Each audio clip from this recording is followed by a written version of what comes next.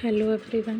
कल मैंने आप सभी को क्लास 6 साइंस की बुक चैप्टर फर्स्ट दैनिक जीवन में विज्ञान के लिए इस पेज नंबर 4 तक परंपरागत साधन और वर्तमान में विज्ञान की देन के अनुसार यूज़ होने वाले साधनों तक मैंने आपको एक्सप्लेन कर दिया था। आज मैं आपको बताने जा रही हूँ विज्ञान के दुरुपयोग से उत्पन्न समस्याएं। जैसे कि हम सभी जानते हैं कि विज्ञान ने बहुत सी असंभव लगने वाली बातों को संभव कर दिखाया है। हमारा जीवन विज्ञान की वजह से ही काफ़ी आसान हो गया है। चाहे हम सुबह से उठकर ब्रश करने से लेकर रात में फ़ैन चलाकर सोने तक की या एसी कूलर चलाकर सोने तक की बात करें तो ये सब कुछ ही हम विज्ञान की देन के कारण ही संभव हो सका है। तो जहाँ हम सबको पता है कि किसी चीज़ कि अगर कुछ अच्छाइयाँ हैं तो उसकी बुराइयाँ भी होंगी, तो विज्ञान के दुरुपयोग से हमें किन किन समस्याओं का सामना करना पड़ रहा है, आज हम ये जानेंगे। तो हमारे जीवन का कोई भी ऐसा क्षेत्र नहीं बचा है जिससे विज्ञान ने प्रभावित ना किया हो। विज्ञान से जहाँ हमें बहुत सारी सुविधाएं प्राप्त हुई हैं, वहीं इसके दुरुपयोग से हमें बहुत सारी समस्याओं का भी सामना करना पड़ रहा है। जैसे कि हमें बहुत सारे प्रदूषण, जैसे कि वायु प्रदूषण, ध्वनि प्रदूषण, जल प्रदूषण, मृदा प्रदूषण, इन सब का जो मेन कारण है वो विज्ञान का कहीं ना कहीं दुरुपयोग ही है। तो आइए जानते हैं पॉइंट वाइज कि क्या क्या विज्ञान के दुरुपयोग करने से हमें समस्याएं उत्पन्न हुई हैं। तो सबसे पहला है विज्ञान की प्रगति के फलस्वरूप यातायात के क्षेत्र में पेट्रोल डीजल से चलने वाले जो भी वाहन हैं, जो भी गाड़ियां हैं जो पेट्रोल या डीजल से चलती हैं, तो उनकी वृद्धि हो गई है। आपने देखा होगा सड़कों पर लगातार गाड़ियां चलती रहती हैं, कभी आपको फ्री सड़क नहीं मिलेगी, कंटिन्यू वहाँ पर गाड़ियाँ चलती रहती हैं। तो वाहन, और वो चलती किससे हैं? पेट्रोल या डीजल से। तो उनकी वजह से, वाहनों की वृद्धि की वजह से पर्यावरण में असंतुलन पैदा हो गया है, पर्यावरण असंतुलित हो गया है और प्रदूषित हो रहा है। कैसे हो रहा है? क्योंकि पेट्रोल डीजल जब गाड़ी चलती हैं तो उनमें से पेट्रोल डीजल में से धुआं निकलता है। वो धुआं बहुत ही ज़्यादा हमारे लिए क्या होता है? नुकसानदायक होता है। वही धुआं हम सांस में से अंदर लेते हैं और वो हमारे शरीर के अंगों के लिए सही नहीं है। फिर रासायनिक उर्वरक क्या होते हैं? जैसे कि पहले के ज़माने में लोग मिट्टी को उपजाऊ बनाने के लिए केचुए वगैरह इन चीज़ों का इस्तेमाल करते थे। केचुओं को खेतों में पालते थे और केचुए उस मिट्टी को खाते थे और उससे जो भी एक्सक्रीट करते थे वो अच्छी खाद बनती थी। गोबर का उपयोग किया जाता था। लेकिन आज के समय में हम रासायनिक उर्वरकों का यूज़ कर रहे हैं जो मिट्टी की गुणवत्ता को बढ़ाए, और कीटों को मारने के लिए हम कीटनाशक दवाओं का उपयोग भी कर रहे हैं, जो कि हमारे सेहत के लिए भी बहुत ज़्यादा नुकसानदायक है और मिट्टी के लिए, जिस पे हम फसल उगाते हैं, उसके लिए भी नुकसानदायक है। तो हो क्या रहा है? रासायनिक उर्वरकों और कीटनाशक दवाओं के उपयोग से कृषि उत्पादन में वृद्धि तो हुई है, बहुत ज़्यादा ही वृद्धि हुई है, लेकिन इसका अनुचित प्रयोग जो हो रहा है, बहुत ज़्यादा प्रयोग से अब क्या है, वृद्धि ज़्यादा होती है तो लालच में आकर हम ज़्यादा उर्वरक या ज़्यादा कीटनाशक दवाओं का प्रयोग कर देते हैं। तो इसकी वजह से जो मिट्टी है, जो मृदा है, वो प्रदूषित हो रही है। और जब बारिश होगी, मिट्टी का पानी जब बहकर नदियों तालाबों से जाकर मिलेगा तो जल का भी प्रदूषण उत्पन्न हो रहा है। तो नदियाँ प्रदूषित होती जा रही हैं और किसान के मित्र कहे जाने वाले जो केचुए और सांप थे, ये सब, इनकी संख्या घटती जा रही है, क्योंकि रासायनिक उर्वरकों के प्रयोग और कीटनाशकों से उन पर भी बुरा असर हो रहा है।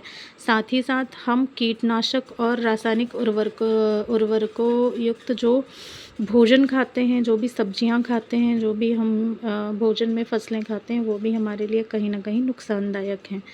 अब नेक्स्ट पॉइंट है हमारा थर्ड पॉइंट, भूजल। भूजल क्या होता है? जो ज़मीन के अंदर जल एकत्रित है। तो भूजल के असंयमित दोहन से भूजल का स्तर नीचे खिसकता जा रहा है, जिससे कुएं एवं तालाब सूखते जा रहे हैं। तीव्र हो क्या रहा है? भूजल का हम बहुत ज़्यादा दुरुपयोग करते जा रहे हैं, जिससे भूजल का स्तर नीचे खिसकता जा रहा है, जिससे हमारे कुएं तालाब जो हैं वो सूखते जा रहे हैं। नेक्स्ट पॉइंट है तीव्र ध्वनियाँ उत्पन्न करने वाले संगीत। आपने देखा होगा आजकल कहीं पर भी शादी पार्टी या कुछ भी फंक्शन प्रोग्राम होता है तो हम वहाँ पर बहुत ही ज़्यादा साउंड वाले लाउड स्पीकर लगा लेते हैं, बहुत ज़्यादा ध्वनि उत्पन्न करने वाले हम सॉन्ग्स लगा लेते हैं। इन सब से ध्वनि प्रदूषण हो रहा है जिससे कि हमारे मस्तिष्क पर भी दुष्प्रभाव पड़ रहा है। हमारा जो दिमाग है वो भी धीरे धीरे क्षीण हो रहा है तेज़ आवाज़ की वजह से।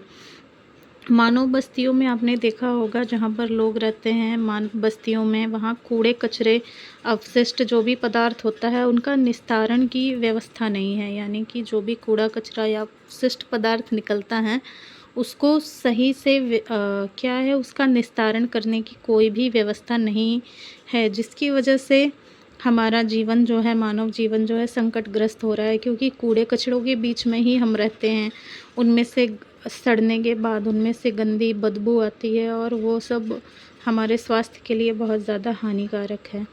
और रेडियोधर्मी विकिरण के कारण पृथ्वी पर जीवन के अस्तित्व का भय उत्पन्न हो गया है। रेडियोधर्मी विकिरण जो होता है वो हमारे लिए बहुत ही ज़्यादा क्या है खतरनाक है। और ओजोन के परत में इसकी वजह से छिद्र भी हो चुका है। ये सब वायु प्रदूषण की वजह से ही हो रहा है। परमाणु ऊर्जा के अनुचित प्रयोग से ही हिरोशिमा और नागासाकी में पलक झपकते ही लाखों लोगों के जीवन का अंत हो गया था। आपने देखा होगा कि ट्रायल के लिए फेंका था हिरोशिमा नागासाकी में परमाणु बम को, लेकिन वहाँ पर लाखों लोग ही मारे गए थे। यहाँ तक कि आज भी वहाँ पर जो नया न्यू बॉर्न बेबी होता है उससे कुछ ना कुछ डिसेबिलिटीज़ होती हैं। परमाणु जो बम था वो इतना ज़्यादा खतरनाक था। अब हम घरों में जो रेफ्रिजरेटर और एयर कंडीशनर एसीज़ का यूज़ करते हैं उनमें जो यूज़ होने वाली गैसेस होती हैं, फ्रियोन होती है जिसे हम क्लोरोफ्लोरोकार्बन के नाम से भी जानते हैं, तो इनकी वायुमंडल में वृद्धि हो रही है। और इनकी वायुमंडल में वृद्धि होने से ओजोन परत है। ओजोन परत क्या है? ओजोन एक परत होती है जो कि हमारे वायुमंडल के ऊपरी परत में होती है और वो सूर्य से आने वाली जो भी अल्ट्रावायलेट रेज़ेस होती हैं उनसे हमारी रक्षा करती है। वो उन अल्ट्रावायलेट रेज़ को वहीं पर रोक देती है। लेकिन हमारे ये वायु प्रदूषण की वजह से ओजोन परत में भी क्या हो गया है, बड़ा सा छेद होता जा रहा है जिसकी वजह से, और वो छेद जो है बढ़ता जा रहा है जिसकी वजह से अल्ट्रावायलेट रेज़ जो है वो पृथ्वी पर हम तक पहुंच रही हैं और वो हमारे लिए स्किन कैंसर या और भी ऐसे स्किन संबंधी बीमारियों का कारण बन रही हैं। अब आपने देखा होगा सड़कों पर दौड़ते वाहनों का धुआं, पेट्रोल, डीजल, इन सब के जलने से वायु में कार्बन डाइऑक्साइड और नाइट्रोजन के ऑक्साइड्स जो होते हैं, कार्बन डाइऑक्साइड जो है एक गैस है और नाइट्रोजन के जो डिफरेंट ऑक्साइड्स होते हैं जैसे NO हो गया, नाइट्रोजन मोनोऑक्साइड, नाइट्रोजन डाइऑक्साइड, इन सब के बारे में आप जो बड़ी कक्षाओं में जाएंगे तब आप इनके बारे में आपको ज़्यादा नॉलेज मिलेगा। तो इन कार्बन डाइऑक्साइड और नाइट्रोजन के ऑक्साइड्स की वृद्धि हो रही है जिसकी वजह से इंसानों में सर दर्द की समस्या, दमा और अस्थमा, ये सब रोग हो रहे हैं। तो इस तरीके से विज्ञान के दुरुपयोग से हमें बहुत ही ज़्यादा कठिनाइयों का सामना करना पड़ रहा है। अगर मैं आज की बात करूं तो हम जो ईयरबड्स वगैरह लगाते हैं उससे भी हमें काफ़ी ज़्यादा फ़र्क पड़ रहा है। हमारे जो ईयर की टिम्पैनिक मेम्ब्रेन है उस पे असर पड़ रहा है ना, हमारी सोचने समझने की क्षमता पर भी असर पड़ रहा है। तो नेक्स्ट स्लाइड में आपको मैं बताऊंगी, नेक्स्ट वीडियो में वैज्ञानिक खोजों में भारतीय और विदेशी वैज्ञानिकों का क्या क्या योगदान था। मैं वीडियोस ज़्यादा लॉन्ग इसलिए नहीं रख रही हूँ क्योंकि मे बी आपको